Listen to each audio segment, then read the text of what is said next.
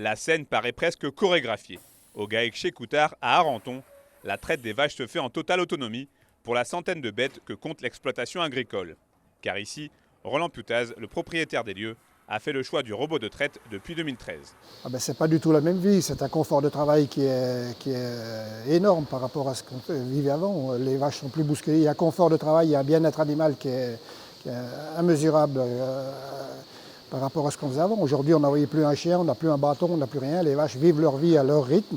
Il y a une hiérarchie dans le troupeau, il n'y a plus de bagarre puisqu'elles viennent se faire traire à l'heure qu'elles veulent, elles viennent manger à l'heure qu'elles veulent.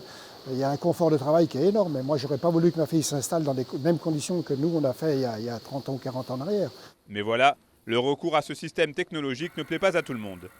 Depuis 2012, dans leur cahier des charges, les AOP Reblochon et Reblochon de Savoie ont mis en place des mesures qui excluent l'utilisation de la traite en libre service, rendue possible grâce aux robots de traite. De fait, les producteurs de lait qui utilisent ce type de machine perdent automatiquement leur appellation d'origine protégée, une décision que regrette amèrement le CIPROL, le syndicat professionnel des producteurs de lait AOP. Ils estiment qu'il faut faire 2 traites par jour.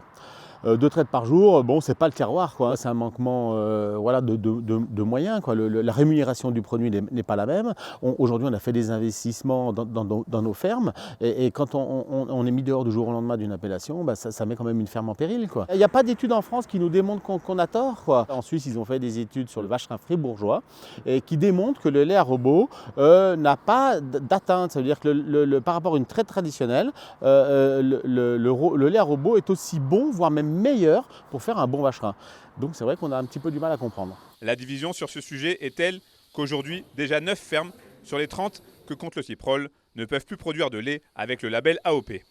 Et pour la députée Christelle Pétex-Levé, c'est l'ensemble de la filière qui sera impacté à l'avenir. Il faut savoir qu'aujourd'hui, ceux qui se sont fait exclure du reblochon partent pour beaucoup sur de l'atome.